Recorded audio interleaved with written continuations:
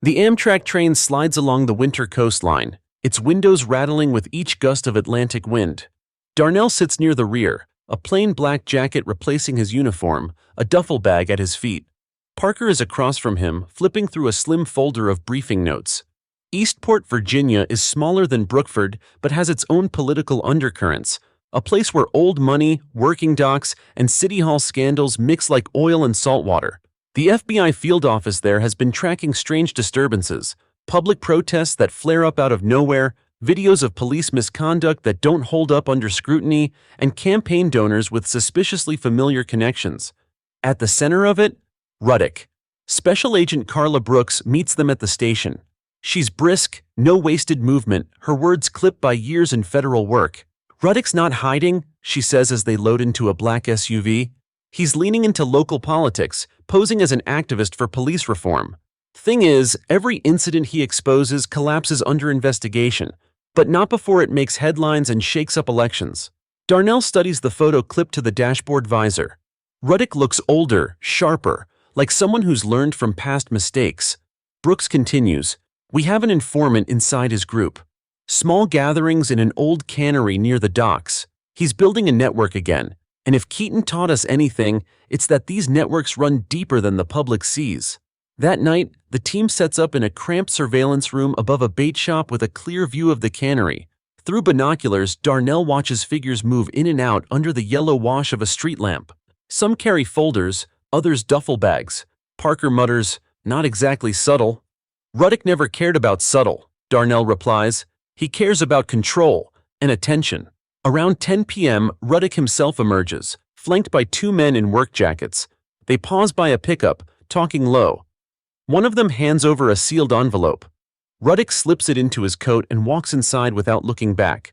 Brooks scribbles a note. "That's our probable cause stacking up, but we need the right moment. Catch him in the act, tied directly to the money and the staging." The opportunity comes faster than expected. 2 days later, a tip from the informant says Ruddick is planning a live exposure of local police harassment. The target? A young dock worker named Miguel Alvarez, who has no idea he's being set up. The plan is simple. Stage an argument, push it to a shove, catch it on camera, and upload it with a false narrative. It's Horizon's old playbook, page for page. Undercover, Darnell takes position near the docks, dressed like a longshoreman. Parker is in a van 2 blocks away, monitoring hidden cams. Brooks' team blends into the crowd as passers-by. Just before noon, Ruddick arrives. Miguel is there, confused but compliant, having been told he's helping a community awareness project. The staged aggressor, one of Ruddick's men, steps up to Miguel, shouting loud enough for phones to start recording. Darnell sees it in the man's stance. The shove is coming. He moves before it happens. "Eastport PD, drop it!" His voice booms, badge flashing as he closes the distance. Phones pivot toward him. The aggressor freezes, caught off script. Ruddick's head jerks toward the sound, eyes locking on Darnell. Recognition flashes, followed by something colder. Calculation. "Hayes," Ruddick says, stepping forward with a smirk. "Didn't think you'd travel for me." "Funny," Darnell replies. "I didn't think you'd be stupid enough to run the same scam twice." Brooks and her agents converge, IDs out, ordering hands up. The aggressor complies, but Ruddick just smiles. "You've got nothing again." Parker emerges from the van, holding up a tablet. "Actually, we do. Live feed, 3 angles, plus our informant wired up inside the cannery. You really should have checked for bugs." For the first time, Ruddick's grin falters. Agents move in, cuffing him while the crowd murmurs and phones keep rolling. As they lead him away, he leans toward Darnell. "This isn't over. You're just cleaning up one piece of something much bigger." Darnell watches him go, knowing the man might be right, but also knowing that tonight, at least, the streets of Eastport are quieter.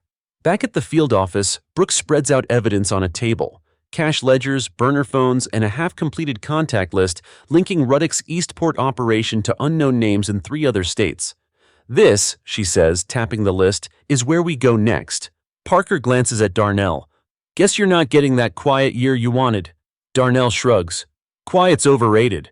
The Eastport arrest makes headlines for a day before the story starts to sink under the weight of national politics.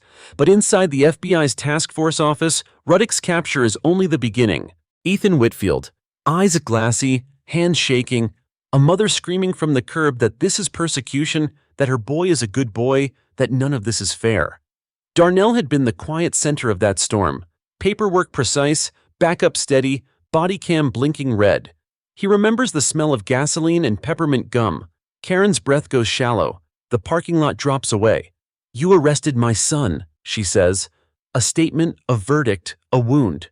Darnell holds her gaze, even, human. He does not apologize for a past that followed the law. He does not gloat either. He radios the assault in progress turned assault contained, requests a second unit, calls for EMS to check minor abrasions he already clocked when she scraped her forearm on her own SUV. He keeps his voice level because the crowd is a barometer and he cannot feed their weather. The bat lies between two oil stains, the nails dark with old rust and fresh paint dust. A minivan door slides shut. The cart boy exhales. Sirens grow from the road, a chorus approaching, decision embodied. Karen twists against the cuffs once, a reflex chase for control that is already gone. Her eyes burn. The math she's done for years. Who is allowed, who is safe, who must yield, has suddenly produced a number she does not like. The cameras tilt in, hungry for the next frame. Second unit turns the corner into the lot, light bars frosting every surface in red and blue. Darnell shifts his stance to receive them, and in that fractional pivot, something at the edge of the crowd moves that shouldn't. A hooded figure peels off a nearby car and dips low toward the glittering bat. The nails catch sun one more time, and then the hand closes around the handle. The crowd shifts like wind through tall grass when the hooded figure crouches. Darnell's focus, split between Karen and the incoming second unit, snaps fully to that movement. He knows this posture. Shoulders hunched, one knee bent, fingers sliding under the weapon's weight. It's the posture of someone who doesn't want to be noticed until it's too late. "Sir, step away from that bat!" Darnell's voice cuts across the parking lot, steady but hard enough to stop 3 conversations mid-sentence. The figure hesitates, glancing sideways. The hood shadows most of his face, but the jawline is young. Too young. "Hands where I can see them," Darnell commands, stepping forward, boots hitting the pavement in deliberate, audible beats. The second patrol car rolls in, tires crunching over grit. Officer Melanie Cruz jumps out, scanning, reading the scene in a heartbeat. She takes Karen from Darnell's custody without missing a step, guiding her toward the back of the cruiser. Karen twists to keep Darnell in her line of sight, eyes still burning with that recognition. And something darker now. "Hayes, you got him?" Cruz calls, nodding toward the hooded kid. "Yeah," Darnell replies, never taking his eyes off the figure. "Stay with Whitfield." The crowd is watching more intently now. Phone cameras adjust their aim, lenses clicking between Karen's cuffed form and the kid by the bat. "Kick it toward me," Darnell orders. The kid's sneaker nudges the bat an inch, then he snatches it up instead, the nails slicing a quick arc in the air. Gasps ripple. Someone yells, "Hey!" Another voice, farther back, "Is he with her?" Darnell's baton is in his hand before the thought finishes forming. He advances, angle tight, weight forward. "Drop it, now!" The kid doesn't drop it. Instead, he takes 2 small steps back, scanning for an exit. "Don't be stupid," Darnell says, his tone low, the kind that's built to penetrate adrenaline haze. "That's an assault weapon. You carry that another second, you're in felony territory. Is that where you want your life to go?" The kid's breathing is fast, chest up, chest down, eyes darting from Darnell to the crowd to Karen, who's watching from the patrol car like she's trying to will something into happening. And then it clicks. The kid's face, partly visible under the hood, is Ethan Whitfield. 2 years older, a little taller, but unmistakable. "You've got to be kidding me," Darnell mutters under his breath. "Ethan," he says louder, clear enough for Cruz to hear from 20 feet away. She stiffens but keeps her attention split between Karen and the gathering crowd. "You know me," Darnell continues, voice controlled but heavier now. "You know how this ends. Drop it." Ethan's grip tightens. "You ruined my life," he spits, loud enough for the nearest camera mic to catch. "I enforce the law," Darnell counters, stepping to the side, closing distance by angles. "Don't add to your record over your mother's fight." The bat dips a fraction. Darnell sees it, a crack in the stance, hesitation breaking through the defiance. He takes it. 2 quick strides, baton sweeping low to deflect, other hand clamping on the handle. Ethan resists for half a second before instinct takes over and his fingers loosen. The bat falls, bouncing once before Darnell's boot pins it to the ground. "Hands behind your back," Darnell orders. Ethan hesitates, jaw working. For a moment, it looks like he might run. Then Cruz is beside them, cuffing him with practiced speed. The crowd murmurs louder now. 2 arrests, both Whitfields. The story is writing itself in real time on a dozen live streams. 2 Whitfields in one day, someone says near the back. Bet that's going viral. With both Karen and Ethan secured, Darnell collects the bat into an evidence bag. Cruz reads Ethan his rights while Darnell radios dispatch. 2 in custody, assault weapon recovered, need transport. Karen shouts from the back of Cruz's cruiser. "Leave him alone, he's just a kid." Her voice is raw, teetering between rage and desperation. "You sent him into this lot with a weapon," Darnell replies evenly. "He came to protect his mother," she yells back, but the words dissolve into the rising chatter of the crowd. A bystander approaches cautiously, holding up their phone. "I got the whole thing on video," they say, "from when she first swung." "Give it to Officer Cruz," Darnell says, keeping his tone professional. "It may be needed for evidence." The bystander nods, handing the phone over to Cruz for data transfer. As backup arrives to transport the Whitfields, Darnell steps aside for a moment, letting the adrenaline bleed out of his system. The thought, sealed now in plastic, lies across his front seat. The rust stains on the nails look darker under the cruiser's dome light, almost black. Cruz joins him, shaking her head. "Both of them Hayes, same family?" "History has a way of repeating itself," he says quietly. They watch as Karen is driven off in one cruiser, Ethan in another, red and blue lights fading against the orange-pink sky. The crowd starts to scatter, but the phones are still up, still streaming. Darnell knows tonight's footage will be everywhere before his shift ends, and somewhere in the city, someone will be editing it to fit whatever story they want told. But he also knows the chief will want every detail in person. And given the last time he arrested this family, that meeting isn't going to be a routine debrief. The cruiser's engine hums under Darnell's hands as he drives back toward precinct headquarters. Traffic is slow, the kind of stop and go that lets thoughts creep in whether he wants them or not. He catches glimpses in the rear view, his own face set like stone, and behind him the evidence bag holding the nail-studded bat. Every time the plastic shifts, the nails catch light like they're trying to wink at him. Dispatch chatter fills the cabin, reports of a fender bender on Peachtree, a suspicious package downtown. None of it pulls him away from the memory of Karen's glare, or Ethan's voice saying, "You ruined my life." Words like that don't leave quickly. Half a mile from the station, his radio crackles. "Unit 14, Chief wants you in his office as soon as you get in. Direct."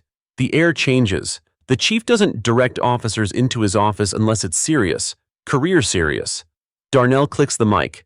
"Copy, en route." The precinct lot is buzzing when he pulls in. A couple of uniforms out front glance at his cruiser, one raising eyebrows at the evidence bag visible through the rear window. He knows they've seen the livestream clips already. Half the city probably has. Inside, the bullpen is a low roar of ringing phones and printer chatter. At least 3 people glance up from their desks as he walks through, but their eyes flick away quick, like they weren't watching. Officer Cruz is already back, filling out preliminary arrest paperwork. She meets his gaze with a half nod that says good luck. The chief's office door is closed. It never is. Darnell knocks once. "Come in," a voice answers. Deep, steady, but with that edge he knows means get ready.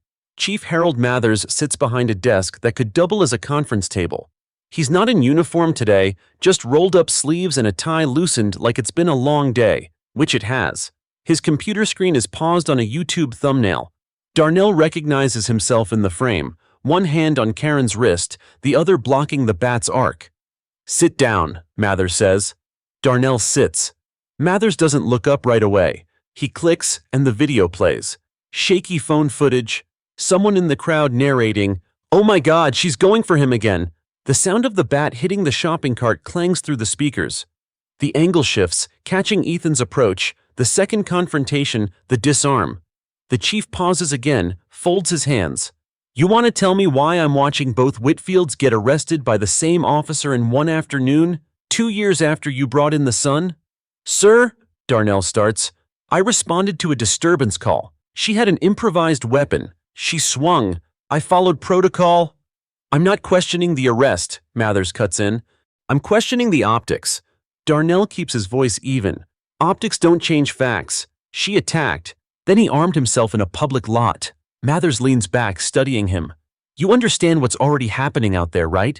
These videos are getting cut and recut. In half of them, Karen's just a mother getting slammed against her SUV. In the other half, you're disarming her kid like he's some street criminal instead of whatever story they're telling, and your name's all over both. Darnell has been here before. Different incident, same problem. I can't control their story. I can only control my report and the evidence. Mathers exhales, rubbing the bridge of his nose. And that's why I need every detail. I'm sending the full package to IA tonight. They're going to open a file, and you need to be ready to stand on every second of that footage. Already am. The chief studies him again, like he's weighing whether Darnell believes his own words. You know Whitfield's lawyer will push history, paint this as harassment, a vendetta. I don't have vendettas, Chief. I have a badge and a job. Mathers nods once. Good. Keep it that way. Now tell me everything. Start at the top. Darnell recounts the call from dispatch, the first sight of Karen, her verbal escalation, the bats movement, the crowd, the disarm. He walks through Ethan's appearance, the weapon grab, the arrest. Every step is precise, language tight, the way it will read in the incident report. When he finishes, Mathers sits back again. All right, here's how we handle this. Evidence gets logged before you leave tonight. IA gets the footage and your report. No media statements without going through me. You stick to policy like it's your oxygen. Understood? Yes, sir. And Hayes, Mathers' voice drops, heavier now. If there's anything at all, in your handling of either Whitfield that can be twisted, they will twist it. And once they do, it's not the department's name in the headlines. It's yours. Darnell meets his gaze. Then I guess I'll make sure there's nothing to twist. When he leaves the office, the bullpen feels even louder, like the noise has learned to get under his skin. Cruz catches his arm as he passes. How bad? She asks. Could be worse, he says. Could be better. She glances toward the evidence bag. That thing's gonna be famous. Yeah, he says, already thinking about the next step. But the truth comes first. His phone buzzes in his pocket, a text from an unknown number. He opens it. It's a link to another video. No caption. The thumbnail is Ethan's face, mid-shout, Karen in the background screaming at the crowd. And in the corner, barely visible but there, is a man in a baseball cap holding up his phone. Not filming the scene, but filming Darnell directly. The timestamp is before the bat ever swung. The text link stares at Darnell from the phone screen, the thumbnail frozen on Ethan's open mouth, Karen's eyes wild, and the man in the baseball cap half hidden by the crowd. His stomach knots in that quiet way it does when instinct whispers that something is wrong. He taps it. The video begins with the idle sounds of a parking lot, distant car horns, the cart boy whistling off-key, someone's muffled music bleeding from a passing sedan. The man in the baseball cap is steady in frame, not moving toward Karen, not even looking at her. His lens is aimed squarely at the row of parking spots where Darnell's cruiser will pull in minutes later. Whoever's filming speaks under their breath. He's coming. Just wait. Darnell freezes the frame. There's no mistaking it. This was recorded before dispatch even called him out. He saves the file to the precinct cloud and flags it. IA will need to see this, but that won't stop the question burning at the back of his mind. How did they know he'd be the responding officer? Cruz is still at her desk, writing. He walks over, keeping his voice low. You ever see a guy in a blue baseball cap hanging around the lot? She frowns. Not today. Why? Because I just got footage showing one, filming before the call came in. Her eyebrows lift. You think it was staged? I think Karen doesn't do anything without an audience anymore, he says. And this guy wasn't just an audience. He was waiting for me. Cruz leans back, thinking. Could be one of those cop watch activists. Could be someone Karen sent. Could be both, Darnell mutters. The rest of his shift passes in paperwork and quiet tension. The Whitfields are booked, their possessions inventoried, Karen's purse, Ethan's hoodie, the contents of his pockets. The bat is photographed from every angle. By the time he leaves the station, it's dark. Streetlights paint the sidewalks in cones of amber. His apartment is 3 blocks away, but he drives anyway, not ready to be alone with his thoughts just yet. His phone buzzes again at a red light. Another unknown number. Nice performance today, officer. No name. No punctuation beyond the period. He deletes it, but the unease remains. The next morning, he's back at the precinct before sunrise.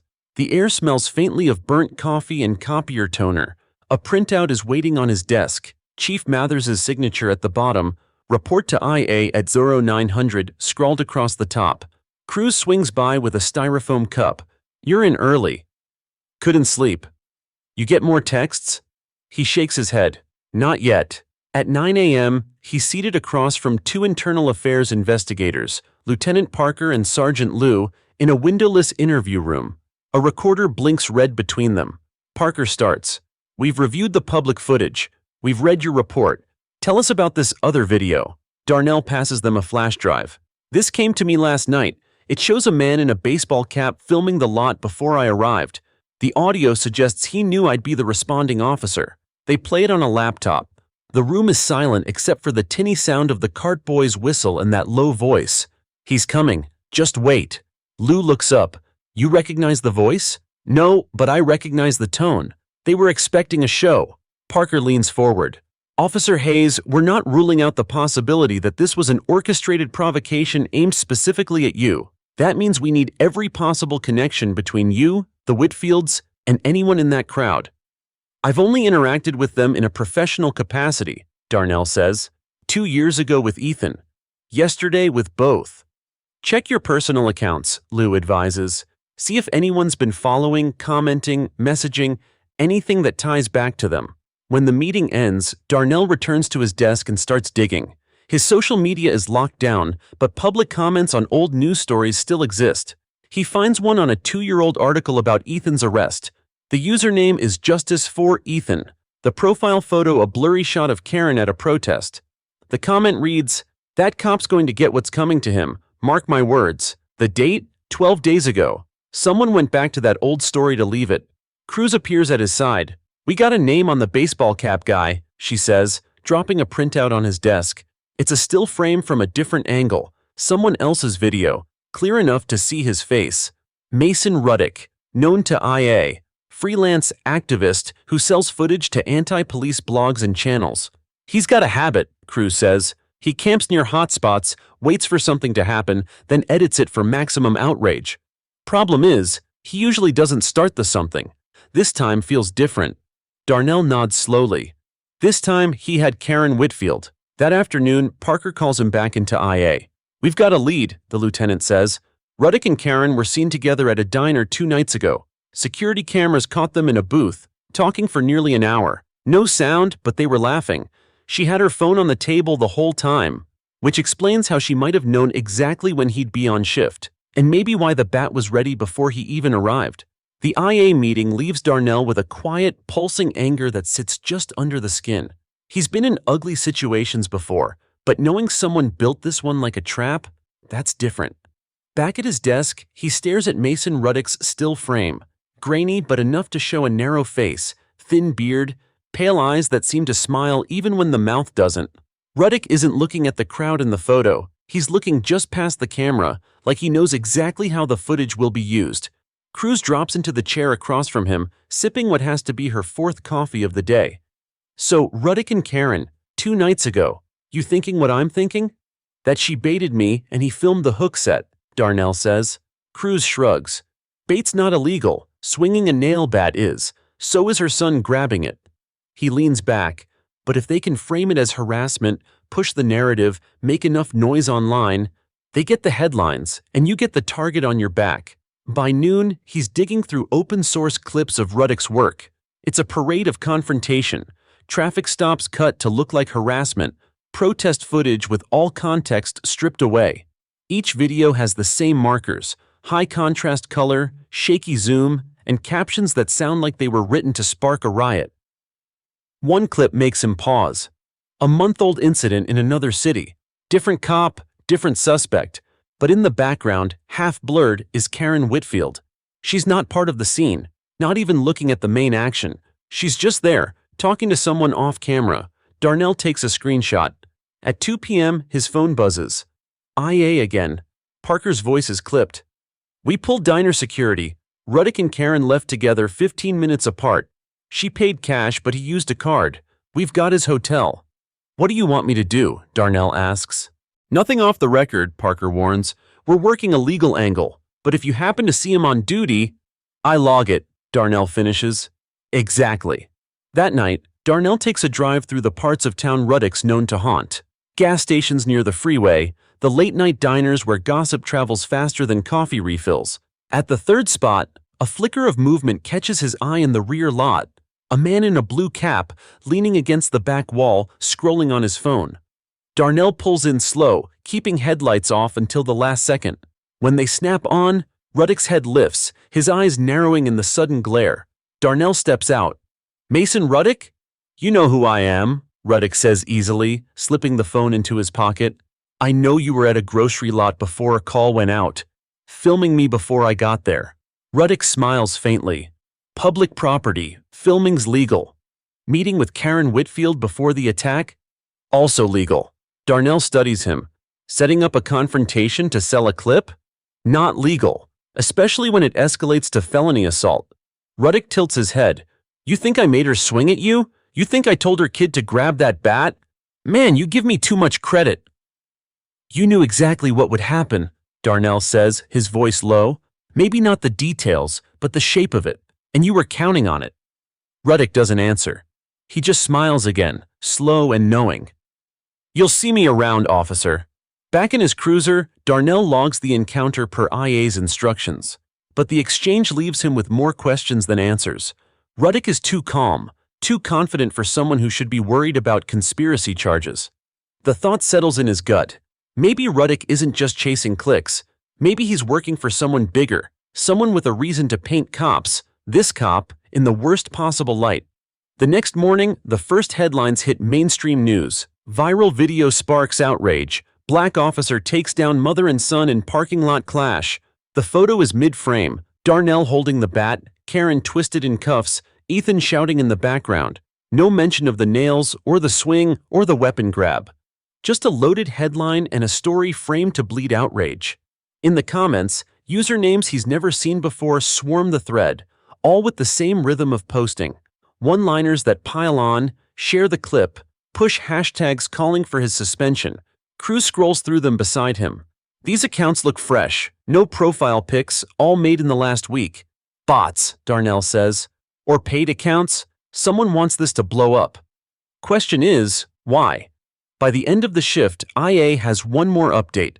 Ruddick's hotel room is paid for by a corporate card belonging to a media consulting firm out of state. The firm's website is bare bones, just a stock image of a skyline and a contact form. But Darnell recognizes one name on the business filing. A defense attorney who represented Ethan Whitfield 2 years ago. The connection to Ethan's old defense attorney changes everything. Until now, it was easy to see the Whitfield's grudge as messy but personal. A bad arrest, lingering resentment, opportunism. But a corporate card tied to a lawyer means intent. It means planning. And it means someone's willing to spend money to see Darnell's badge tarnished.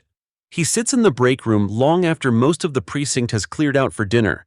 The coffee's gone lukewarm, the hum of the vending machine the only sound. Cruz steps in, tosses a protein bar onto the table in front of him. You're still here. IA found the card holder, he says. She rips the wrapper open. Yeah? Ethan's old lawyer. Cruz whistles low. That's not small. No, Darnell says, leaning back. It's the kind of move you make when you want to ruin someone, not just get a clip on the internet. The next morning, IA briefs him again. Parker lays it out. The working theory is this. The lawyer, maybe still close to Karen, fronts money for Ruddick to travel here. They bait you into a confrontation, Karen swinging a bat, her son jumping in. They package it for maximum outrage, seed it online, and let public opinion do the rest. It builds pressure, maybe enough to derail your cases in court. Jury pool gets poisoned, your credibility takes a hit. Which cases? Darnell asks. Anywhere your testimony's critical, Lou says. Especially ones where the defense can argue bias or pattern. Darnell rubs his jaw. So I'm not just a headline, I'm leverage. Parker nods. Exactly. They're playing the long game. By midday, the plan's already working. A public defender files a motion in an unrelated assault case, citing recent allegations of misconduct against Officer Hayes. It's flimsy, based entirely on the viral video, but it's enough to delay the hearing. Cruz slaps the motion down on his desk. They're testing the waters. Yeah, Darnell says, scanning the language. And if the court entertains it once, they'll try it again. Late that afternoon, he drives out to the diner where Karen and Ruddick met. The manager, a wiry man in his 60s named Glenn, remembers them. Yeah, they came in late, Glenn says, wiping down a counter. Sat in the corner booth. She was talking big, laughing loud. He didn't say much, just kept nodding, smiling. Left separately, but not like they were strangers. Did you hear what they were talking about? Nah, music was up, but she kept making swinging motions with her arm like she was hitting something. Thought maybe they were talking baseball. Darnell thanks him, but the image sticks. Karen miming the exact attack she'd make 2 nights later. That evening, a new video surfaces. Not the grocery lot footage, but something older. It's body cam from Ethan's arrest 2 years ago.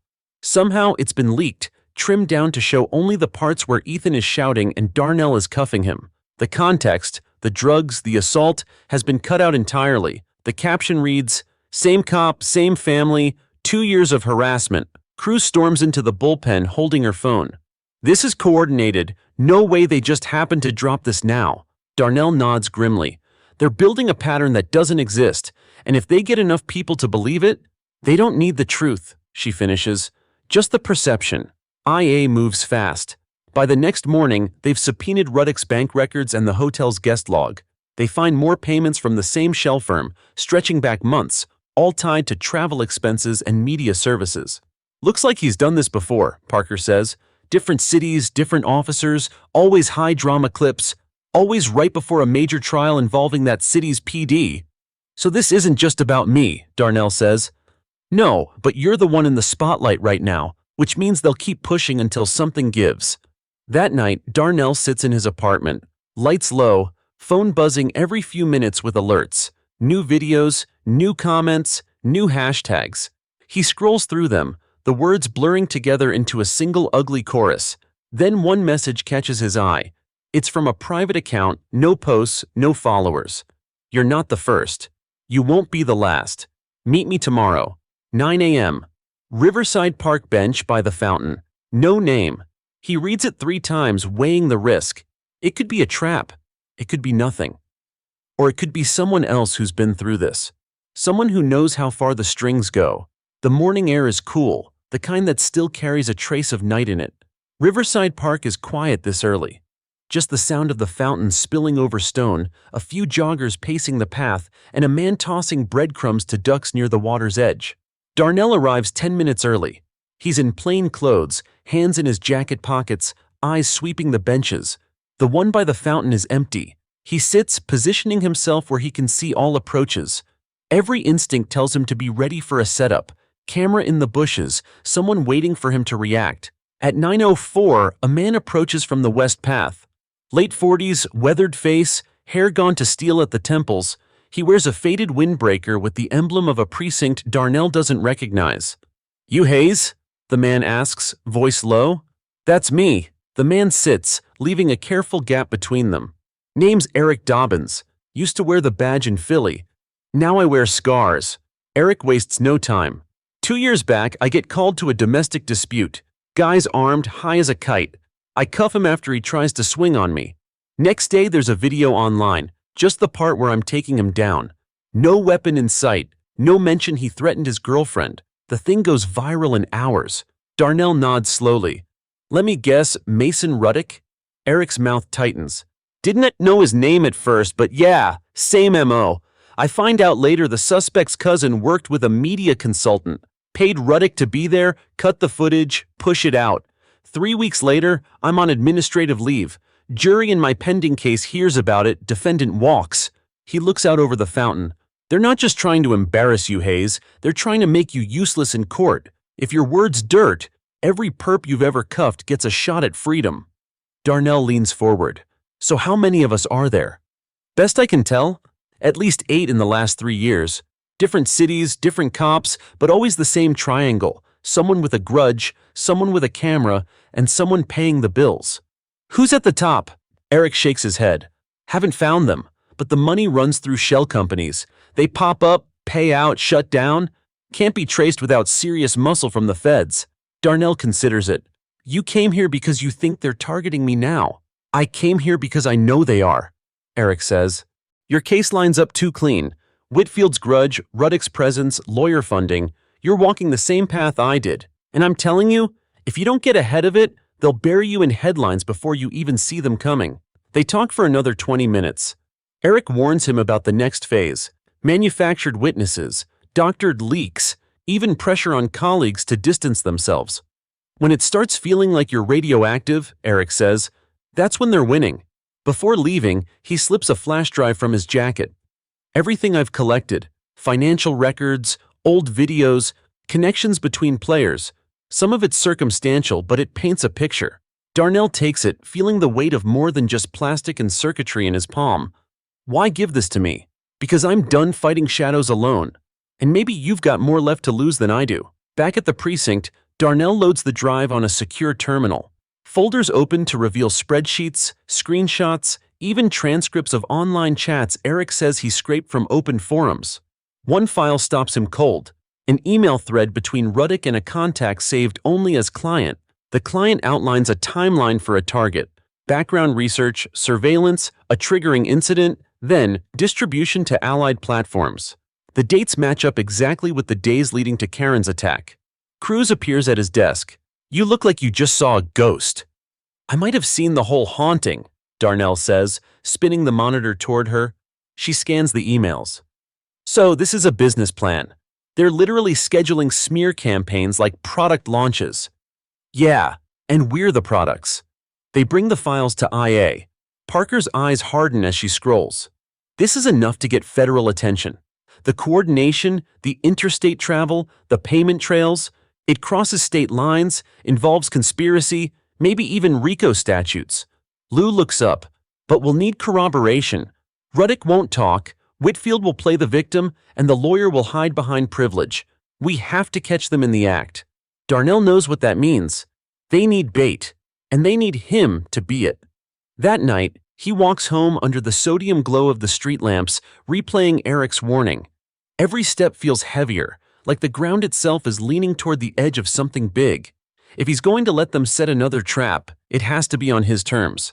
Because the next time Mason Ruddick aims a camera at him, Darnell plans to make sure the world sees the whole picture. The conference room smells faintly of burnt coffee and dry erase marker. Parker stands at the head of the table, arms folded, while Lou clicks through slides on the wall-mounted monitor. Each image is another piece of Eric Dobbins's files: names, payment trails, time-stamped videos. This isn't a local problem anymore, Parker says. We've sent the drive to a federal contact. They're interested, but they want one thing before they move: proof of ongoing activity. Which means we need to catch Ruddick and whoever's backing him in real time. Darnell sits across from her, jaw tight. You want me to let them set me up again? We want you to control how it happens, Leo corrects. If you're bait, you pick the place, the time, and the backup. Cruz, leaning in the corner, adds, and this time, every angle will be covered, no selective editing. The plan takes shape fast. They choose a location: a public plaza near the old courthouse, known for heated exchanges during weekend protests. It's open enough for surveillance, but crowded enough to feel like fertile ground for Ruddick's style of chaos. Parker outlines the trigger. Darnell will respond to a staged call about a disturbance involving a known agitator, one of IA's own undercover officers. The undercover will push the verbal boundary just enough to draw attention, but never cross into actual crime. The idea, Parker says, is to lure Ruddick into thinking he's about to film another bad cop moment. Meanwhile, we'll have hidden cameras, mics, and plainclothes watching every move. For the next 2 days, Darnell drills the cover story with the undercover, a wiry guy named Malone.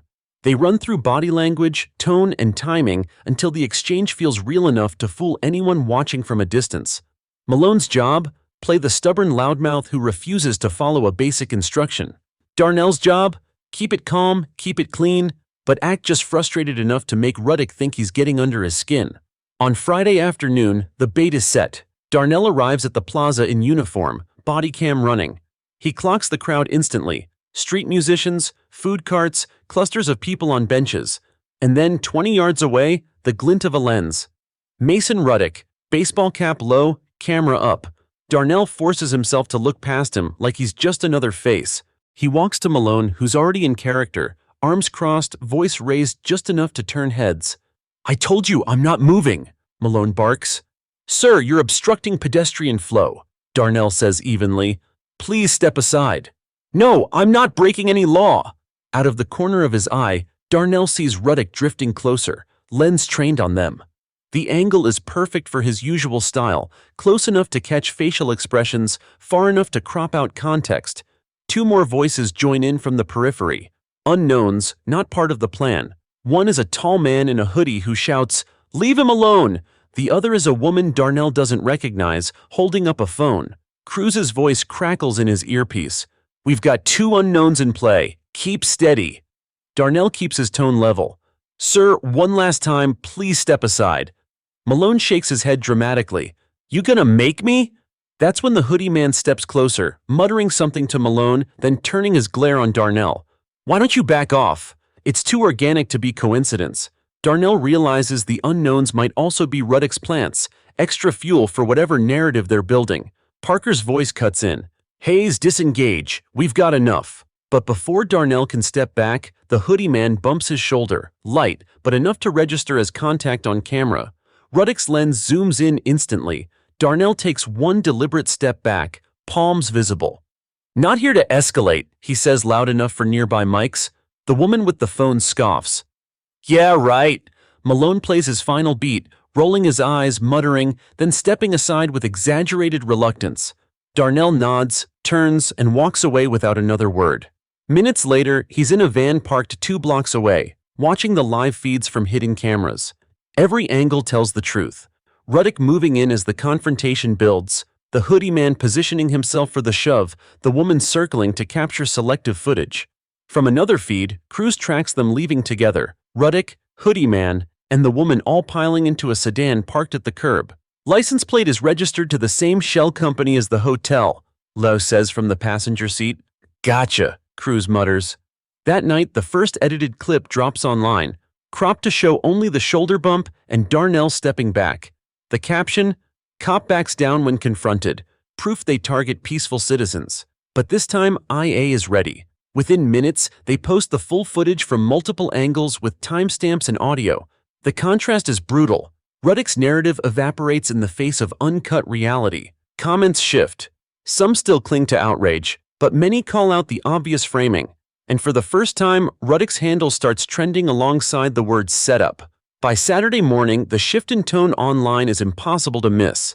The usual wave of outrage that follows a Ruddick drop is fractured this time. Half the comments questioning why the full version looks so different, half digging into who Mason Ruddick actually is. On his phone, Darnell scrolls through threads linking to the IA footage. The captions are brutal. This guy edits like a bad reality show. Looks like a setup to me. How many of his other clips are fake? It's the first time Darnell feels the tide moving in his direction, but he knows better than to think it's over. At the precinct, Parker has the team gathered around a large monitor. On the screen is Cruz's playback of the Plaza sting, side by side with Ruddick's upload. 2 minutes, 24 seconds of context cut out, Cruz says, laser pointer tracing the gaps. He even muted the part where Hayes clearly says, not here to escalate. Lou scrolls through another feed. And the plate from their sedan? That's already pinged in DC, Chicago, and Phoenix, right after incidents involving officers who later faced public backlash. This car is a traveling production van. Parker's eyes are cold. That's interstate coordination, which means we've got a clean lane to the feds, but they'll want something stronger than internet embarrassment. Later that afternoon, Eric Dobbins calls Darnell from a payphone, a relic that makes the line hiss. You rattled them, Eric says. I'm hearing chatter on a forum they use. They're trying to figure out how you had cameras ready. That's good, Darnell replies. It's more than good. They're paranoid now. Paranoia leads to mistakes. Eric pauses, then adds, one of them mentioned a reset meet, face-to-face with their backer to regroup. No location yet, but if I can get it, let me know the second you do, Darnell says. Sunday morning, Parker calls him in early. She's got a manila folder and a grim smile. Eric delivered, she says. The meet's set for tonight, abandoned rail depot on the edge of town. Ruddick, the lawyer, and the hoodie guy from the plaza will be there. No sign yet if Karen's coming. Cruz looks over from her desk. What's the play? Surveillance first, Parker answers. If the feds greenlight it, we move in for conspiracy charges. And if they don't, Darnell asks, then we document every handshake, every envelope, every word. They can't edit reality when we own the master copy. That night, the depot looms like a ghost from another century. Brick walls tagged with graffiti, windows blown out, iron doors rusted. From a darkened SUV 2 blocks away, Darnell watches through binoculars as headlights sweep the lot. A black sedan pulls in. Ruddick at the wheel, hoodie man in the passenger seat. Moments later, a silver Lexus arrives. The lawyer steps out, briefcase in hand. Through a long lens camera, Cruz catches the handshake. The lawyer passes the briefcase to hoodie man, who pops it open just enough to reveal bundles of cash inside. In Darnell's earpiece, Parker's voice is steady. "We've got eyes on all parties, just need audio." Lou, stationed in an alley, tosses a mic bug disguised as a crushed soda can near the group. The feed crackles in Darnell's ear. "Should have been cleaner," the lawyer says. "Now they're watching you." Ruddick's reply is sharp. "Wasn't my fault. Your girl went off script." "Karen," the lawyer exhales. "She's unpredictable, but we've still got footage in the chamber. If we drop the Ethan arrest cut next week, the noise will bury this plaza mess." Darnell feels his jaw tighten. They're not done. They're doubling down. Suddenly, a new set of headlights cuts into the lot. A beat-up minivan rolls to a stop. Karen steps out, hair wild, eyes darting. She's holding a phone, already recording. "What's this, a payout?" she sneers. "You think I'm just gonna keep quiet for free?" The lawyer's tone goes icy. "Put the phone away, Karen." "Not a chance. I'm owed more than a couple grand for swinging that bat." Ruddick glances nervously at the cameras on his own gear. This isn't the place. Karen steps closer to the group, voice rising. "Then where's the place, huh? Because She freezes, eyes catching movement in the shadows. IA's plainclothes team closing in. Parker's voice in Darnell's ear is decisive. "We've got enough. Move." From 3 sides, agents converge. The lawyer tries to back toward the Lexus but finds 2 feds in his path. Hoodie man drops the briefcase, cash spilling onto the cracked asphalt. Karen yells, "They set me up!" as she's cuffed. Ruddick's camera clatters to the ground as Cruz wrenches it from his hands. "We'll take this for evidence," she says dryly. Minutes later, the lot is awash in red and blue light. Darnell steps forward, watching as the group is loaded into separate vehicles. Parker joins him, nodding toward the briefcase now sealed in an evidence bag. "That's your clean lane," she says. "Conspiracy, interstate travel, bribery. The feds will have a field day." Darnell doesn't smile. "Not yet. They'll still try to spin it." "Let them," Parker replies. "This time we've got the uncut version." The federal building smells faintly of paper and recycled air. Somewhere in the distance, a copier hums, its rhythm oddly steady compared to the chaos of the past 2 days. Darnell sits in an observation room with Cruz and Parker, watching through a one-way mirror. On the other side, Mason Ruddick leans back in his chair, arms crossed, smirk gone. A federal agent, Special Agent Harland, paces slowly in front of him, reading from a thin folder. "You've got 2 options, Mr. Ruddick," Harland says evenly. "You can talk to us now with your attorney present, or you can wait until we bring the full conspiracy indictment to court. That's interstate fraud, bribery, and obstruction. Minimum 15 years if convicted." Ruddick doesn't bite. "You got nothing on me, I'm just a journalist." Harlan flips a photo onto the table. Ruddick shaking hands with the lawyer at the depot, briefcase in view. Journalists don't get paid in unmarked bills for doctored videos. In another room, Karen paces like a caged animal.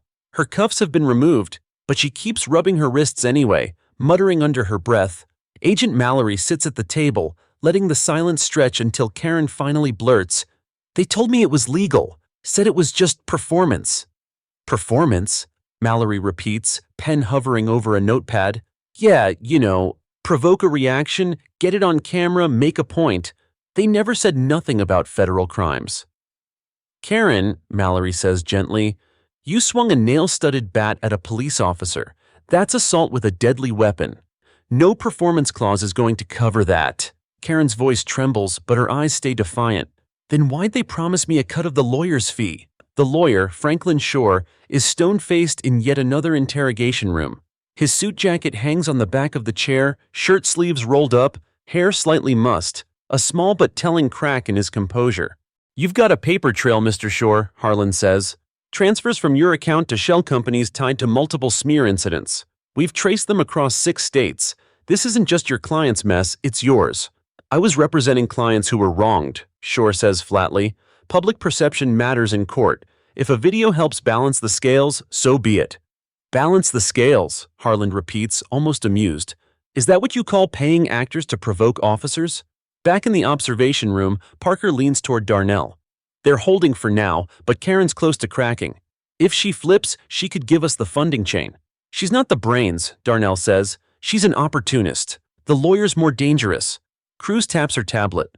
And more connected. Shore's firm has represented high-profile activists, corporations, even a couple politicians. If he's been laundering money for this operation, the fallout could be huge. 2 hours later, Karen asks for a soda. When Mallory brings it, she leans forward, lowering her voice. I'll talk, she says, but I want a deal. I walk on the assault charge. Mallory doesn't flinch. That's not happening. Best we can do is recommend reduced sentencing if your info leads to bigger charges. Karen's jaw works like she's grinding her teeth. Fine, but you better write it down that I helped. She starts spilling. How Shore approached her after Ethan's arrest, offering to rehabilitate her public image if she played certain roles. How Ruddick filmed multiple encounters with different officers, carefully edited for maximum outrage. How she was promised a percentage if Shore won settlements or got cases dismissed. And the money? Mallory prompts.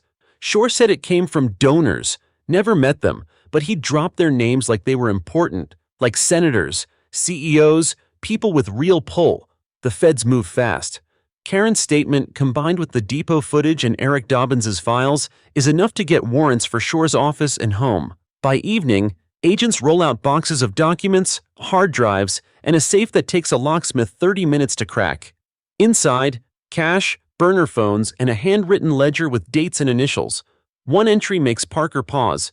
3 letters in neat block print, HLC. Beside it, a figure, $150,000. What's HLC? Cruz asks. Could be a person, company, PIAC, Parker says. Whatever it is, that's a lot of money for one incident. The next day, Harlan briefs the team. Shore's ledger ties payouts to at least 12 smear operations over the last 4 years. The initials correspond to either the target officer or the funding source, and this HLC shows up 5 times, always with the largest payments. Darnell leans forward. So we find HLC, we find the top of the chain. Harlan nods. That's the plan. And with Shore's cooperation. Shore's cooperating? Cruz interrupts. Harlan's smirk is thin. He asked for his lawyer, but he also asked what the sentence would be if he considered assisting. I'd say the cracks are forming. By late afternoon, the news has broken. Local stations run split-screen coverage. Depot arrests on one side, IA's plaza footage on the other. Commentators argue over whether Ruddick's past work can be trusted. Viewers post side-by-side comparisons of his edits with uncut clips from other cities.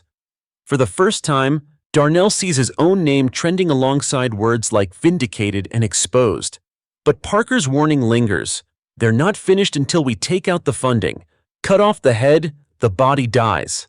That night, Darnell lies awake, the ceiling fan tracing lazy circles above him. The case is turning, but HLC hangs in his mind like a shadow at the edge of a street lamp's light, close enough to sense, too far to see clearly. And he knows the closer they get, the more dangerous it will become. Morning breaks gray over the city, a low ceiling of clouds pressing down like a lid. The precinct hums quietly, phones ringing in short bursts, the low murmur of voices in corners. Parker stands at the center table, the HLC initials from Shore's ledger scrawled in thick black marker across a whiteboard. Below it, a growing list of guesses, corporate acronyms, political committees, private trusts. Here's what we know, she says. 5 payments, each over $100,000. The last one was just 2 weeks before the Karen incident. Whatever HLC is, they've been bankrolling this operation for years. Lou flips open her laptop. I've run every registered business and PAC in the state with those initials. Most are dead ends, small firms, local clubs. But one keeps coming up, Horizon Legal Collective. Nonprofit on paper based out of DC. Cruz raises an eyebrow. Nonprofit, huh? Bet they don't serve soup. Exactly, Lou says. Their filings are clean, but too clean. No clear funding sources, yet they report millions in advocacy expenses every year. Harlan steps into the room, his presence shifting the air. Horizon Legal Collective is on our radar. They've represented clients in high-profile civil rights cases, but they also have a reputation for manufacturing cases when none exist. We've suspected them of using operatives like Ruddick to create evidence, then leveraging the outrage for settlements or policy changes. Darnell leans forward. So they're the puppet masters. Potentially, Harlan says, but suspicion isn't enough. We need to follow the money from HLC directly to Shore's account. The team splits into two tracks. Lou and Cruz dig into HLC's digital trail, looking for shell accounts, offshore transfers, or donors with deep pockets. Darnell and Parker go through the physical evidence from Shore's safe, page by page. It's tedious work, receipts, retainer letters, scribbled notes on legal pads, but then Parker freezes, finger on a line of shorthand. HLC, Jan 12, 75K, Riverfront. Darnell's eyes narrow. Riverfront? Wasn't that the protest 2 years ago where 3 officers got suspended after a viral video? Parker nods slowly. And one of those officers was reinstated after uncut footage cleared him. The edits came from Ruddick, Darnell finishes. They have their first direct link. HLC payment tied to a known Ruddick smear event. In Lou's corner, a breakthrough comes from an unlikely angle. I pulled their IRS Form 990, she says. Look at Schedule B. Donor list is redacted, but there's a pattern in the entry codes. Same alphanumeric string shows up across 3 years. That's usually a donor ID the IRS keeps consistent. So if we match that ID to another filing, Cruz starts. We get the name, Lou says. I'm cross-referencing with PAC filings now. Minutes later, she spins the laptop toward them. Here, donor ID matches to Hamilton Landry Capital, private investment group. Guess who sits on their board? Harlan answers before anyone else can. State Senator Marjorie Keaton. The room goes quiet. Keaton is a household name, tough on crime in her speeches, but with a long history of using community initiatives as political capital. Why would a sitting senator bankroll smear campaigns against cops? Darnell asks.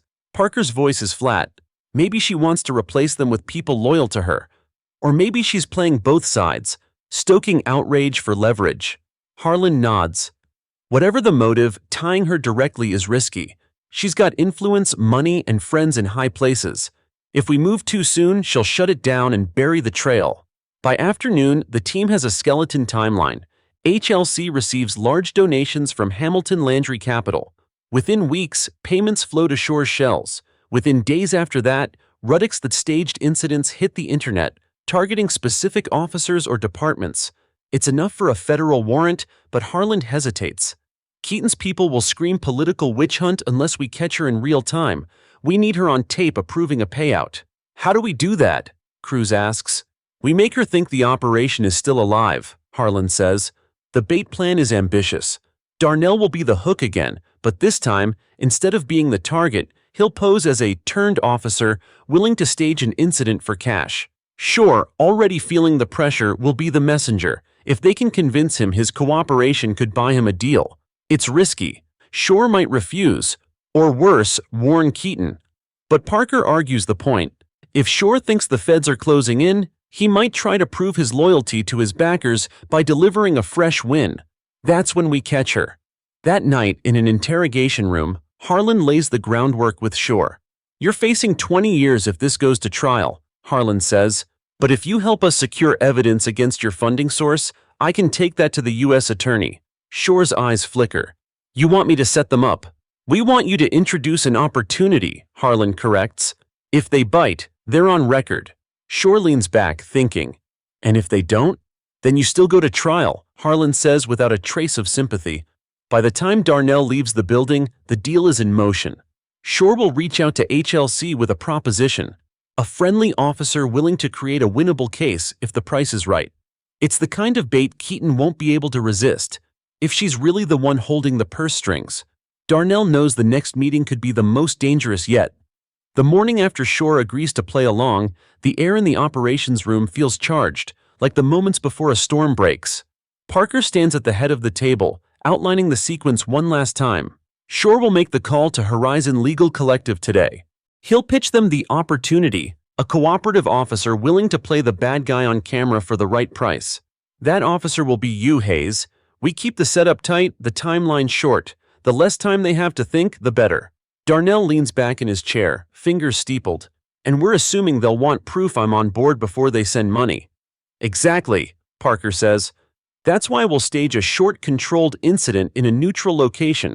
Nothing illegal, but enough to look convincing in a clip. Shore delivers the footage to them, they greenlight the payout, we've got them. By late morning, Shore is in a secure interview room with a phone on speaker, flanked by Harland and an evidence tech. His voice is smooth when the line connects. "Cynthia, Franklin, I have a situation you'll want to hear about." There's a pause on the other end, then a woman's voice, clipped and precise. "Go ahead." "I've come across an officer who understands the flexibility of certain narratives," Shore says. "He's willing to stage something if the compensation is right." Another pause. "Who's the officer?" "Name's Darnell Hayes," Shore says. "Black. Public image is clean, but he's in some internal trouble. Perfect candidate for adjustment." The voice sharpens. "Adjustment to what?" "Public perception," Shore replies. "We make him look like the aggressor. Someone else plays the victim, we control the release. Same as Riverfront." There's a faint exhale. "Let me call you back." The line clicks dead.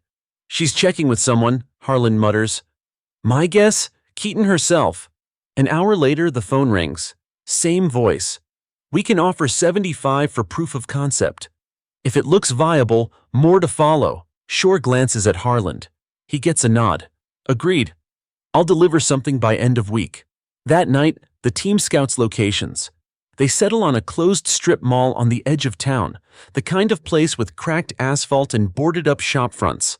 Cruz will pose as a civilian agitator, wearing a hoodie and carrying a shopping bag with a concealed mic. The plan? A verbal confrontation escalating just enough to sell the image, with Darnell grabbing Cruz's arm as if in a physical stop. Multiple IA cameras will cover it from angles the client won't see, ensuring total control. 2 days later, just after sunset, the fake incident plays out under the flicker of a dying streetlight. Cruz walks fast, muttering loud enough for the boom mic to catch. Darnell calls out, steps in front of her, and blocks her path. The words are sharp, the body language tense. He grabs her arm, she jerks away, drops the bag, and backs off with her hands raised. From a distance, with a telephoto lens and no audio, it looks like a textbook harassment clip. The whole thing lasts 30 seconds. Parker calls cut, and everyone relaxes. That night, Shore delivers the edited clip to Horizon Legal Collective's encrypted Dropbox. The version they see is grainy, zoomed in, and stripped of sound, exactly the kind of evidence they've used before. Within 12 hours, a reply pings his inbox. Viable, proceed. Funds released on delivery of extended version. Attached is a wire confirmation. Hamilton Landry Capital transferring $75,000 to one of Shore's shells. Lou traces it in real time.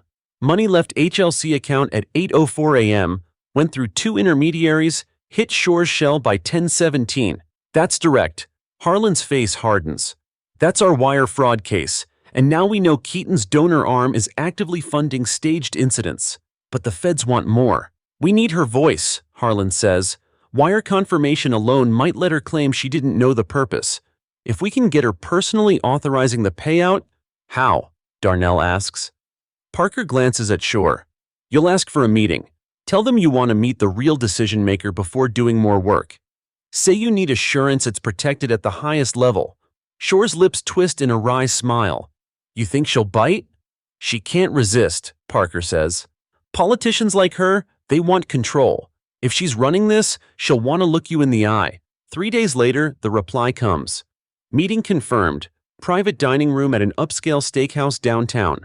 The cover story, celebrating the cooperation and discussing future projects. The real goal, record Keaton acknowledging the payment and the purpose. Darnell will be in the next room with Cruz, Parker, and a van full of recording gear. If Keaton slips, it'll be the endgame. But as the day approaches, the risk becomes impossible to ignore. Keaton's reach is wide. If she senses a setup, she won't just walk, she'll strike back. And Darnell knows she plays for keeps. The private dining room at Langston Steakhouse smells faintly of charred beef and expensive bourbon. Heavy curtains block the street view, muffling the city noise outside. A single round table sits under a low-hanging light, its glow warm and intimate.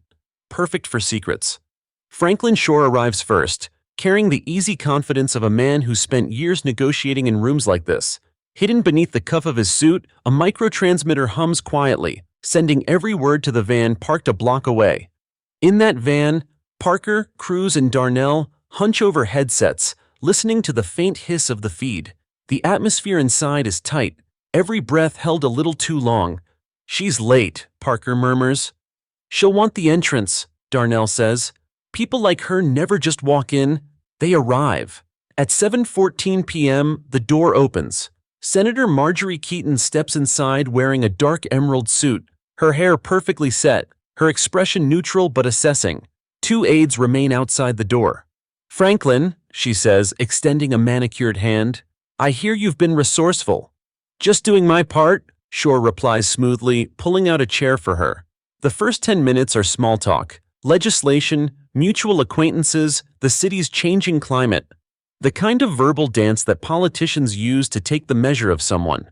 Finally, Keaton leans back, folds her hands, and tilts her head.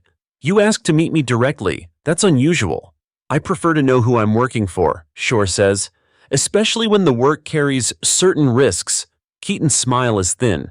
"Risks can be managed, especially when the narrative benefits the right people." In the van, Parker's eyes lock on Darnell's. Narrative. It's not an admission, but it's a crack. Shore pushes. "The recent proof of concept was well received. My contact was pleased with the payment. But if you want more, I need assurance that the funding and protection comes from the top." "It does," Keaton says simply. Parker gestures sharply to the tech. "Mark that." Shore sips his drink, letting the silence stretch. "Then let's talk about terms for the next phase. The officer, Hayes, he'll need more incentive. He knows the risk to his badge." Keaton's eyes flicker. "He won't lose it. We'll shape public opinion the same way we always have. Controlled footage, timed releases, sympathetic witnesses. We've done this before, Franklin." Darnell's hand curls into a fist inside the van. Hearing his name in her mouth is a spark on dry tinder. Keaton continues, lowering her voice. "The funds will move through Horizon Legal as usual. Your shell receives the transfer, you disperse as needed. The donors remain insulated." "Insulated," Shore repeats, as if tasting the word. "It's the only way this works," Keaton says. "The moment anyone connects the payouts to Hamilton Landry, the game's over." That's the hook Parker's been waiting for. Hamilton Landry. It ties the donor arm to her directly. Shore nods. "Understood. And you'll authorize the transfer yourself?" "I already have," Keaton says. "The next installment is set for Monday. 75 up front, remainder after delivery." In the van, Parker mouths the words, "We've got her." The rest of the meeting is logistics, timing, choice of location, how to coach the civilian player.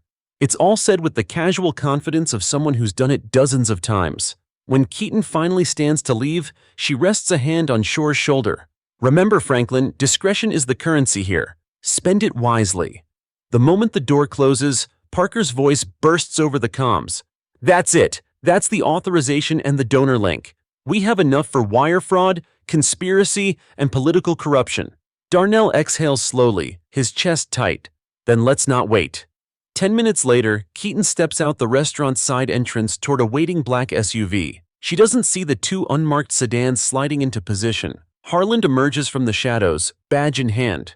"Senator Keaton, you're under arrest for conspiracy to commit wire fraud, political corruption, and orchestrating false public incidents." The aides freeze. Keaton's expression doesn't change, but her voice is icy. "Do you have any idea what you're doing?" "Yes, ma'am," Harland says evenly. "We're making sure the game's over." The cuffs click into place.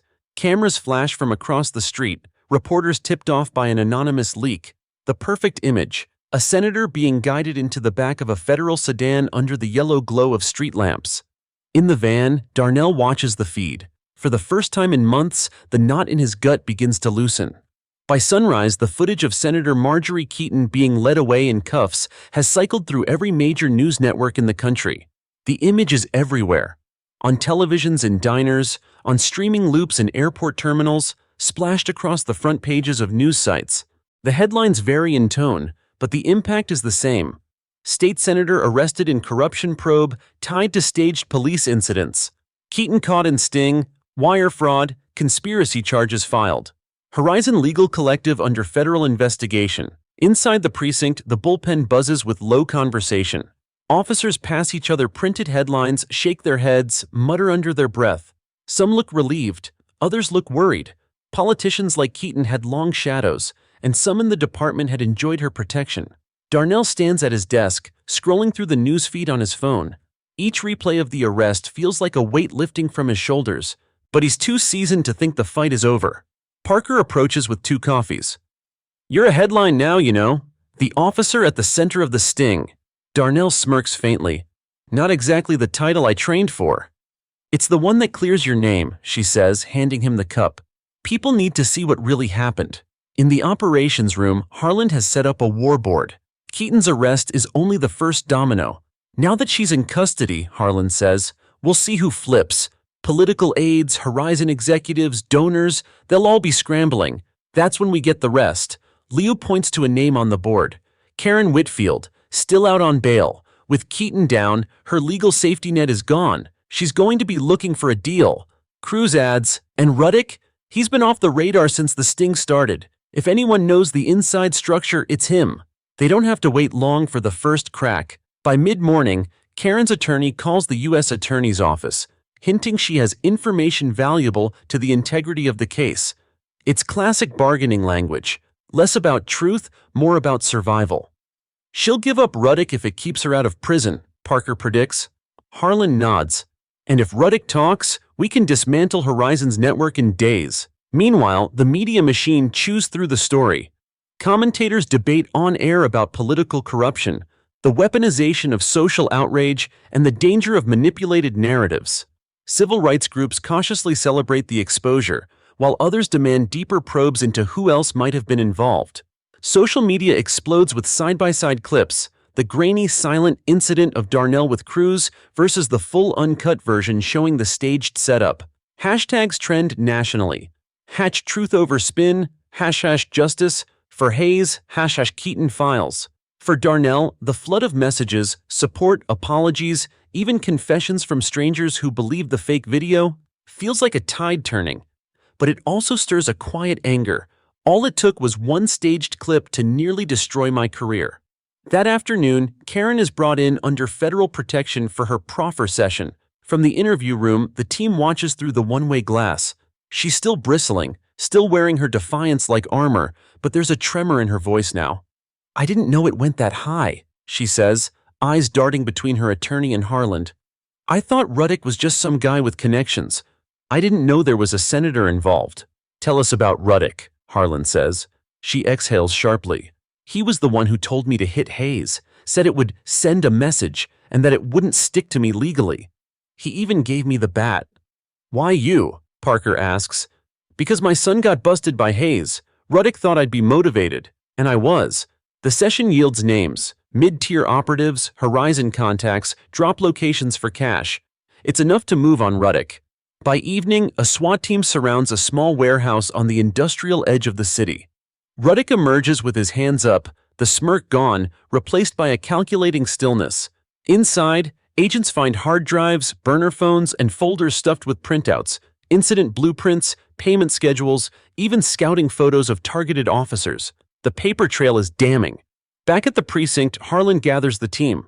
With Keaton, Karen, and Ruddick in the net, Horizon Legal is finished in this state. The feds will take the rest national. "You did good work, every one of you." Parker glances at Darnell. "So what's next for you? You've got your badge, your name cleared, and half the country calling you a hero." Darnell looks past her to the war board, where so many names are still unmarked. "Clearing my name was the start. But if there's one Keaton, there are others. And I'm not waiting for the next one to come after me." As night falls, the city feels different, quieter, but not calm. The machine that Keaton built is dismantled, but the space it leaves is dangerous. Opportunists will try to fill it. Darnell knows this won't be the last time someone tries to twist the truth for power. But tonight, for the first time in months, he sleeps without the weight of suspicion pressing on his chest. And when the morning comes, he'll be ready for whatever storm follows. The federal courthouse in downtown Brookford has seen its share of high-profile cases, but nothing in recent memory matches the intensity surrounding United States versus Marjorie Keaton. The front steps are crowded with camera crews, protesters, and curious onlookers. Some carry signs demanding harsher penalties for political corruption. Others hold banners proclaiming Keaton's innocence. Inside, the marble-floored corridors echo with hurried footsteps and low, tense conversations. For Darnell Hayes, walking into the courthouse this morning feels like stepping into a new kind of battlefield. His uniform is pressed, his badge gleaming, but there's a heaviness in his shoulders. This isn't a street arrest or a patrol stop. This is federal court, where the truth has to cut through an ocean of spin. In the prosecution's war room, Assistant U.S. Attorney Linda Vasquez runs through the witness list. "You'll be on day 3, she tells Darnell. "We want the jury to hear from the financial experts and the tech analysts first, so by the time you take the stand, they already understand how the money and the staged footage connect. You'll be the human element, the one they can look at and say, this is who they targeted." Darnell nods, but he knows the cross-examination will be brutal. Keaton's defense team isn't just any group of lawyers. They're top-tier political fixers, the kind who can turn facts inside out. Meanwhile, Parker and Harlan coordinate with federal agents on security. Keaton still has loyalists, and no one's taking chances. "We've had chatter on a few fringe forums," Harlan says. "People talking about disrupting the trial, maybe intimidating witnesses. Don't go anywhere alone." Darnell smirks. "You realize I'm the cop in this scenario, right?" "Yeah," Parker says. "But this time, you're the target. Let us do the protecting." Opening statements set the tone. The prosecution lays out the scheme. Keaton using Horizon Legal Collective as a shell to funnel donor money into staged police misconduct incidents, then leveraging the outrage for political capital. They play a snippet of the grainy video showing Darnell's staged confrontation with Cruz, then reveal the uncut version exposing the setup. Gasps ripple through the packed gallery. The defense counters by painting Keaton as a victim of overzealous investigators and political enemies. They suggest Franklin Shore manipulated events to save his own skin and that Darnell is simply a career officer with a grudge. Darnell listens from the witness room, jaw tight. On the third morning, it's his turn. Walking to the stand, he feels every camera lens in the room follow him. The oath is quick. The silence afterward is thick. Vasquez starts gently. "Officer Hayes, can you tell the court about your first contact with Karen Whitfield?" He recounts the day of the attack, the shock of seeing the nail bat, the moment he recognized her face. The jury leans in. "And were you aware, at the time, that Ms. Whitfield had been in contact with parties connected to Horizon Legal Collective?" "No, ma'am," Darnell says. "Not until the investigation uncovered it." They move through the operation step by step. How Shore approached the collective, how the staged incident was filmed, how the payment trail led directly back to Keaton's network. Vasquez plays the steakhouse recording, letting the senator's own voice fill the room.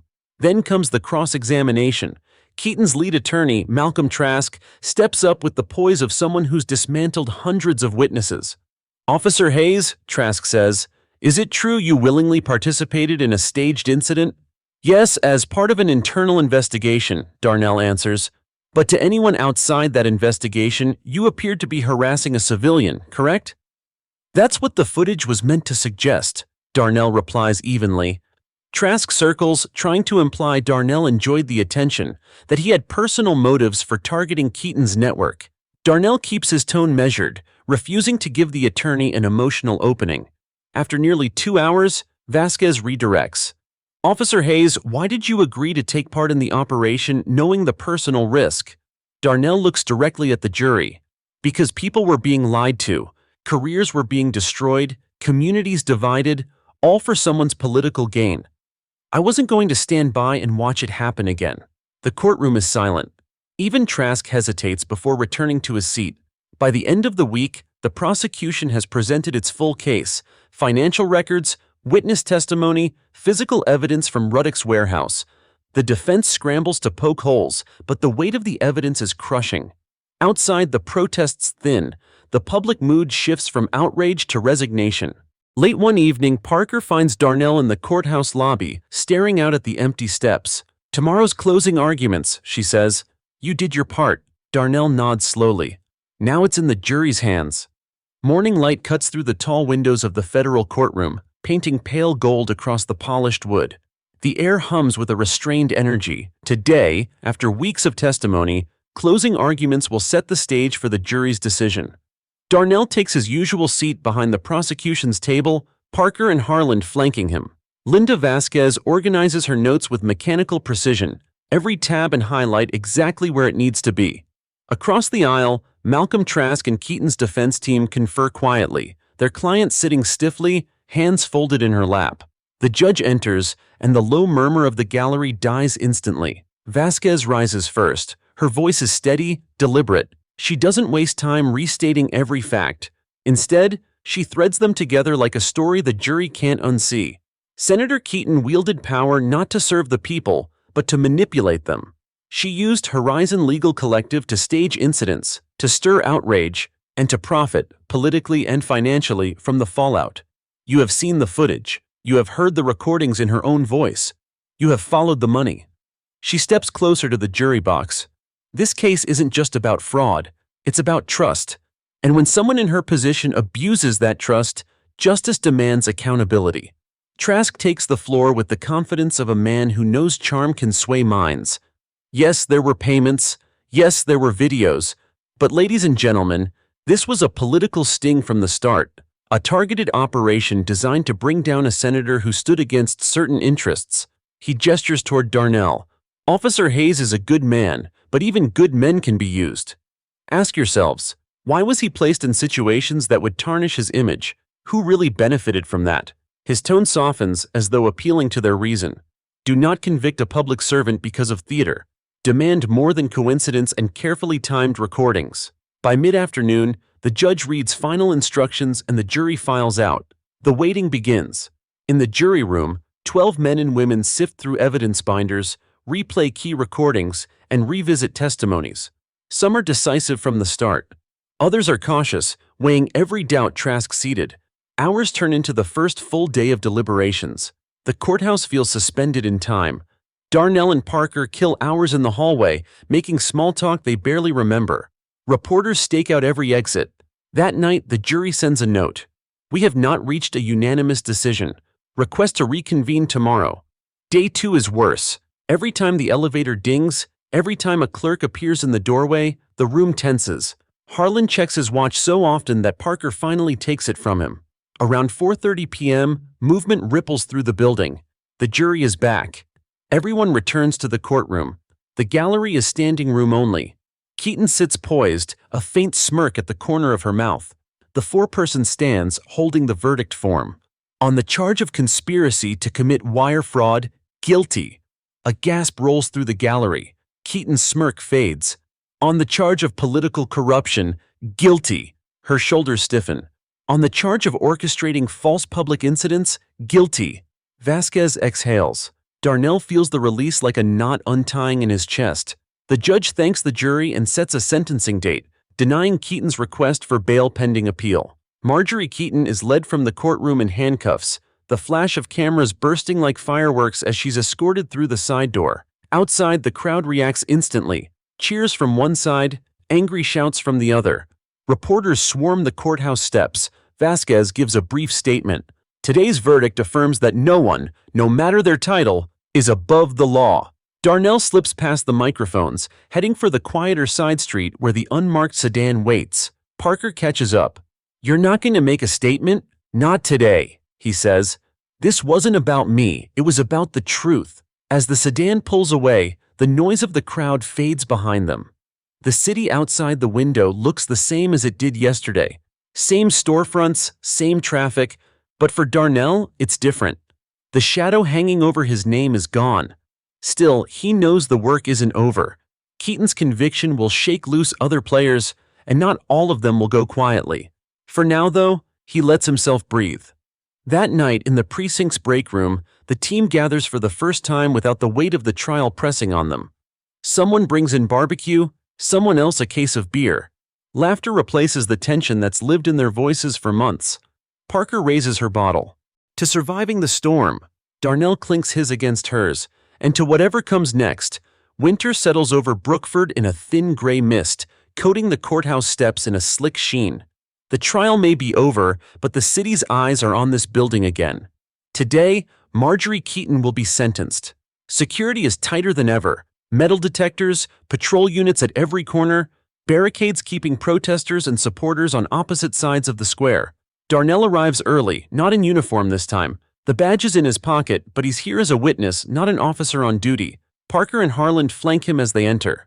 No press today, Parker mutters. Harlan threatened to arrest the next reporter who shoves a mic in your face. Darnell smirks, but his stomach is tense. This is closure, but it's also the final time he'll see Keaton face to face.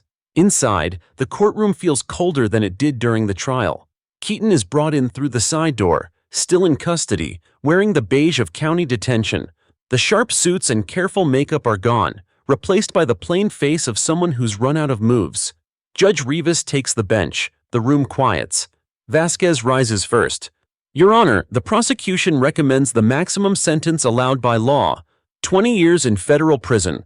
The defendant's actions were not only criminal but corrosive to public trust. She exploited outrage, endangered lives, and attempted to undermine the justice system for personal gain. When Trask stands, his voice is lower than during trial, the fight gone from his posture. Senator Keaton has served the public for decades. We ask the court to consider her years of service and recommend leniency, a term closer to the minimum. The judge listens, expression unreadable. Then she turns to Keaton. Do you have anything to say before sentencing? Keaton rises slowly, her hands clasped in front of her. For a moment, it seems she might apologize. Instead, she says, history will show I was targeted. This was a political prosecution, and those who orchestrated it will answer for their own sins. A murmur ripples through the gallery. Judge Rivas doesn't flinch. Marjorie Keaton, you stand convicted on multiple counts of wire fraud, political corruption, and orchestrating false public incidents. Your conduct betrayed the office you held and the people who placed their trust in you. You are hereby sentenced to 20 years in federal custody with no possibility of parole for the first 15. The gavel falls. Keaton's jaw tightens, but she says nothing as marshals lead her away. Outside the courthouse, the air is electric. Cheers from one side of the barricade, outrage from the other. News crews broadcast live as pundits speculate on the political fallout, but the real ripples are felt elsewhere. In the days that follow, Horizon Legal Collective collapses completely. Remaining board members resign, accounts are frozen, and cooperating witnesses line up for plea deals. One by one, connected figures in other cities start to pop up on federal radar. For Darnell, the official recognition comes quietly. One morning, Harlan hands him a sealed envelope in the precinct kitchen. Inside is a letter from the U.S. Attorney's Office, commending his courageous cooperation and commitment to justice in the face of personal risk. Parker grins.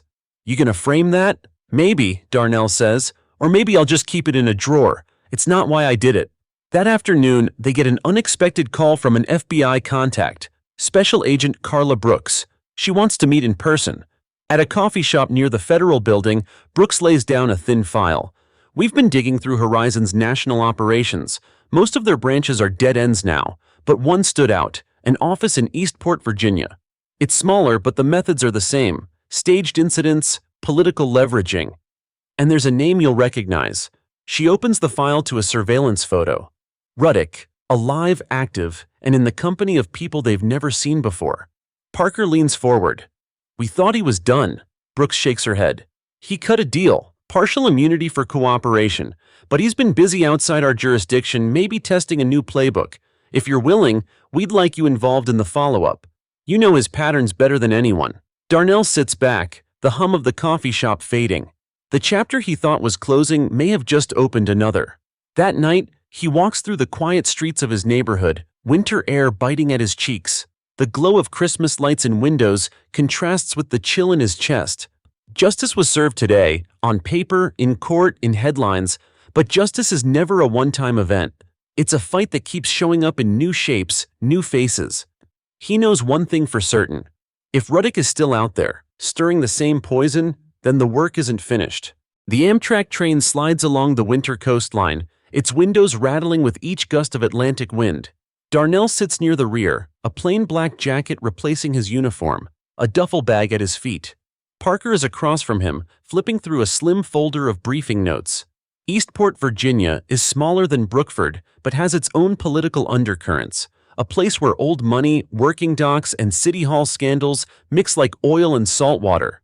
The FBI field office there has been tracking strange disturbances, public protests that flare up out of nowhere, videos of police misconduct that don't hold up under scrutiny, and campaign donors with suspiciously familiar connections.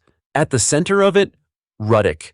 Special Agent Carla Brooks meets them at the station. She's brisk, no wasted movement, her words clipped by years in federal work. Ruddick's not hiding, she says as they load into a black SUV. He's leaning into local politics, posing as an activist for police reform. Thing is, every incident he exposes collapses under investigation, but not before it makes headlines and shakes up elections. Darnell studies the photo clipped to the dashboard visor. Ruddick looks older, sharper, like someone who's learned from past mistakes. Brooks continues, "We have an informant inside his group. Small gatherings in an old cannery near the docks. He's building a network again. And if Keaton taught us anything, it's that these networks run deeper than the public sees." That night, the team sets up in a cramped surveillance room above a bait shop with a clear view of the cannery. Through binoculars, Darnell watches figures move in and out under the yellow wash of a street lamp. Some carry folders, others duffel bags. Parker mutters, "Not exactly subtle." "Ruddick never cared about subtle," Darnell replies. "He cares about control and attention." Around 10 p.m., Ruddick himself emerges, flanked by two men in work jackets. They pause by a pickup, talking low. One of them hands over a sealed envelope. Ruddick slips it into his coat and walks inside without looking back. Brooks scribbles a note. "That's our probable cause stacking up, but we need the right moment. Catch him in the act, tied directly to the money and the staging." The opportunity comes faster than expected. 2 days later, a tip from the informant says Ruddick is planning a live exposure of local police harassment. The target? A young dock worker named Miguel Alvarez, who has no idea he's being set up. The plan is simple. Stage an argument, push it to a shove, catch it on camera, and upload it with a false narrative. It's Horizon's old playbook, page for page. Undercover, Darnell takes position near the docks, dressed like a longshoreman. Parker is in a van 2 blocks away, monitoring hidden cams. Brooks's team blends into the crowd as passers-by. Just before noon, Ruddick arrives. Miguel is there, confused but compliant, having been told he's helping a community awareness project. The staged aggressor, one of Ruddick's men, steps up to Miguel, shouting loud enough for phones to start recording. Darnell sees it in the man's stance. The shove is coming. He moves before it happens. "Eastport PD, drop it." His voice booms, badge flashing as he closes the distance. Phones pivot toward him. The aggressor freezes, caught off script. Ruddick's head jerks toward the sound, eyes locking on Darnell. Recognition flashes, followed by something colder. Calculation. "Hayes," Ruddick says, stepping forward with a smirk.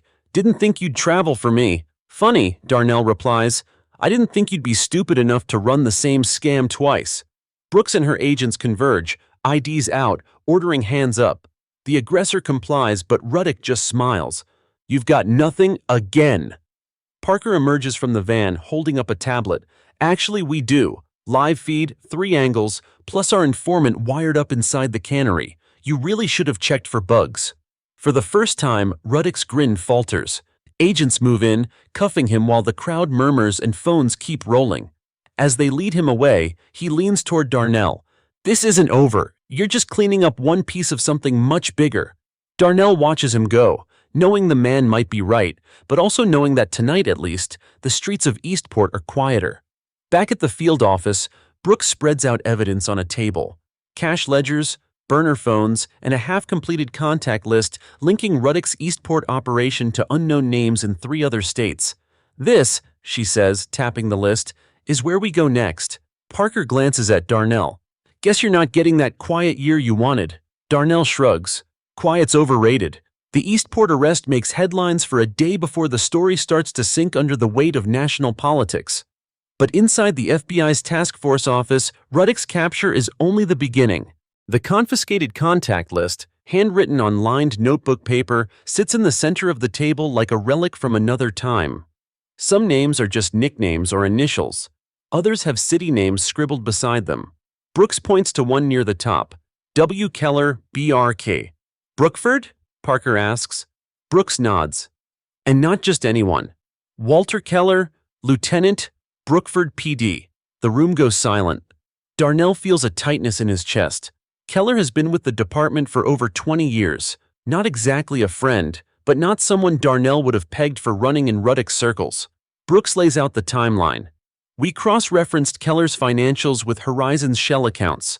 There are deposits, small, regular, all from the same LLC that funneled money to Keaton's operation. We think he was the Eastport link for moving funds and setting up logistics. Parker frowns. If Keller's dirty, he's had access to our operations, patrol routes, hell, maybe even our informants. That could explain how some of our moves kept getting compromised. Darnell leans back, thinking of times when Keller seemed too quick to dismiss leads, too eager to shut down certain investigations.